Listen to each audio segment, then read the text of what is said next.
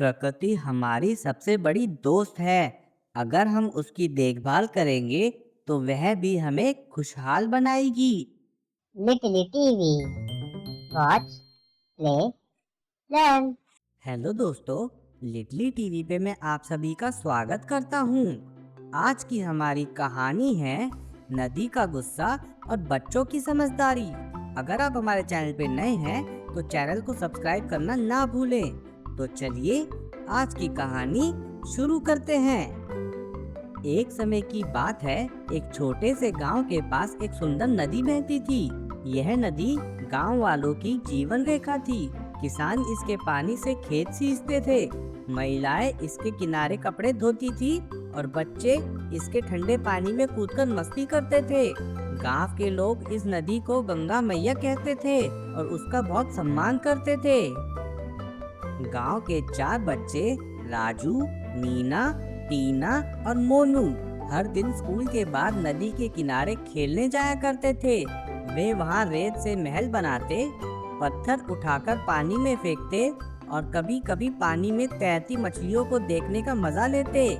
नदी के किनारे बैठकर हवा का आनंद लेना भी उन्हें बहुत पसंद था। समय बीतता गया और धीरे धीरे बच्चों ने नदी की देखभाल करना बंद कर दिया। पहले वे नदी में कुछ भी फेंकने से डरते थे, लेकिन एक दिन राजू ने टीना से कहा, क्यों ना हम अपना बिस्कुट का पैकेट यहीं फेंक दें, नदी इसे बहाकर ले जाएगी। टीना ने हामी भर दी और उन्होंने प्लास्टिक का कचरा नदी में फेंक दिया। यह देखकर मोनू और मीनू ने भी अपने खाने के रैपर और फलों के छिलके वहीं फेंक दिए।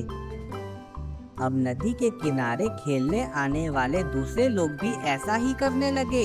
हर कोई सोचता, थोड़ा सा कचरा फेंकने से क्या होगा, लेकिन थोड़े थोड़े कचरे ने नदी के पानी को गंदा करना शुरू कर दिया। अब नदी के किनारे प्लास्टिक, बोतलें और कागज का ढेर लगने लगा। कुछ ही दिनों में नदी ने अपना गुस्सा दिखाना शुरू कर दिया। पहले जो पानी साफ और मीठा था, वह अब गंदा और बदबूदार हो गया। किनारे की रेत जहाँ बच्चे खेला करते थे, कचरे से भर गई। अब मछलियाँ भी मरने लगी और पानी का बहाव कम हो गया। एक रात मीनू ने सपना देखा।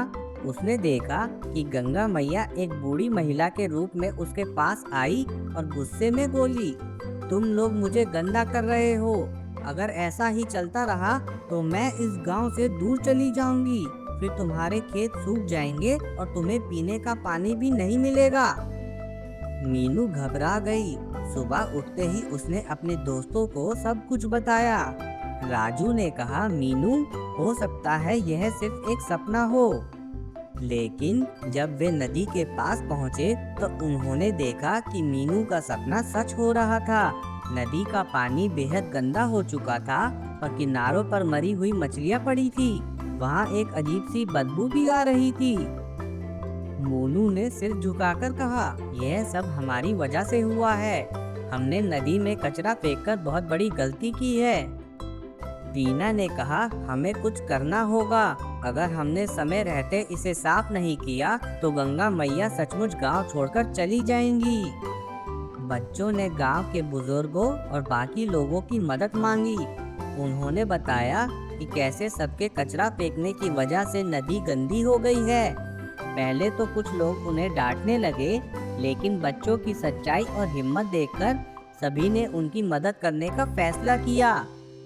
गांव वालों ने नदी के किनारों पर सफाई अभियान शुरू किया।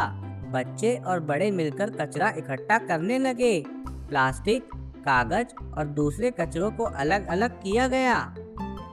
मीनू ने कहा, अब हमें नदी में कचरा फेंकने से रोकने के लिए कुछ करना चाहिए।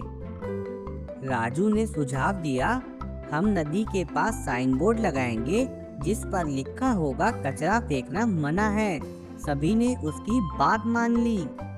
कुछ ही हफ्तों में नदी फिर से साफ और चमकदार हो गई। उसका पानी फिर से मीठा और ताज़ा हो गया। बच्चे वहाँ खेलने लगे और मछलियाँ भी वापस आ गई।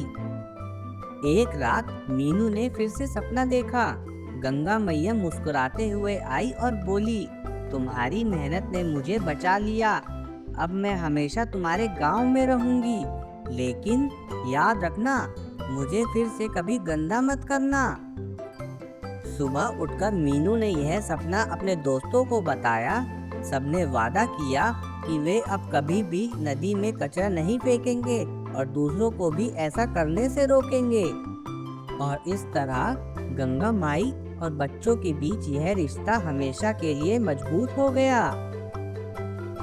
तो बच्चों, आज के लिए बस इतना ही। आशा करता हूँ आपको हमारी आज की कहानी पसंद आई होगी। इस वीडियो को लाइक और चैनल को सब्सक्राइब करना ना भूलें। फिर मिलते हैं एक नई वीडियो के साथ। तब तक के लिए बाय बाय।